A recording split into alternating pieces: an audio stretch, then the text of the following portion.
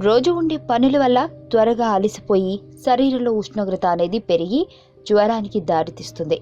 కొందరు వారికి జ్వరం వచ్చినా కూడా మనకేమవుతుందిలే అని లైట్ తీసుకుంటుంటారు. కానీ మన శరీరంలో కొంచెం తేడాని గమనించిన వెంటనే డాక్టర్ని సంప్రదించడం చాలా మంచిది. కొంచెం జాగ్రత్తగా లేకపోయినా టైఫాయిడ్, డెంగ్యూ, మలేరియా వంటి విష జ్వరాలు మిమ్మల్ని చుట్టుముడతాయి.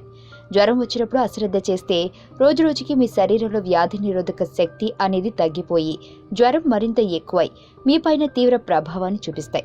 జ్వరం వచ్చినప్పుడు మీలో అధిక ఉష్ణోగ్రత పెరగకుండా చూసుకుంటే జ్వరాన్ని తగ్గించవచ్చు. డాక్టర్లు ఇచ్చే మందులే కాకుండా మీకు జ్వరం రాకుండా ఉండటానికి ఈ కింది విషయాలని పాటిస్తే చాలు. మీకు జ్వరం వచ్చినప్పుడు మీ శరీరంలో ఉష్ణోగ్రత పెరగకుండా ఉండటానికి గోరువెచ్చని నీటితో స్నానం చేయాలి.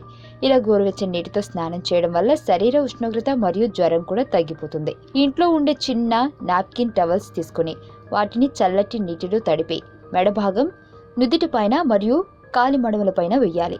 టవల్స్ ఆరిపోయినప్పుడు వాటిని మళ్లీ చల్లని నీటితో తడుపుతూ ఉండాలి. ఇలా చేయడం వల్ల శరీర ఉష్ణోగ్రత తగ్గిపోతుంది. జ్వరం వచ్చిన వాళ్ళు ఎక్కువగా పండ్లని తింటూ ఉండాలి.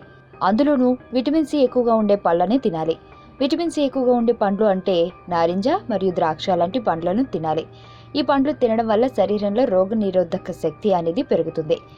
ఉన్నితో చేయబడిన షూ, సాక్సులను నీటిలో తడిపి వాటిని పిండి ఆ తర్వాత కాలికి వేసుకుని దుప్పటి కప్పుకొని పడుకోవడం వలన శరీరంలో ఉండే వేడి అనేది తగ్గిపోతుంది.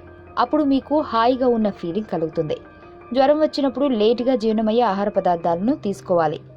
ఎందుకంటే జ్వరంతో ఉన్నప్పుడు ఏది కూడా త్వరగా జీర్ణం అవుదట. నూనెతో చేసిన ఆహారం అయితే అస్సలు తినకూడదంట. అందుకే జ్వరం వచ్చినప్పుడు తిండి అనేది తగ్గిస్తే చాలా మంచిదని అంటున్నారు.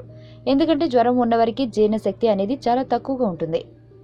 జ్వరం వచ్చిన వారు పాలలో చక్కెర అనేది లేకుండా తాగాలి. ఇంకా తులసి ఆకులు, పుదీనా ఆకులు మరియు అల్లంతో చేసిన హెర్బల్ టీ అనేది తాగాలి.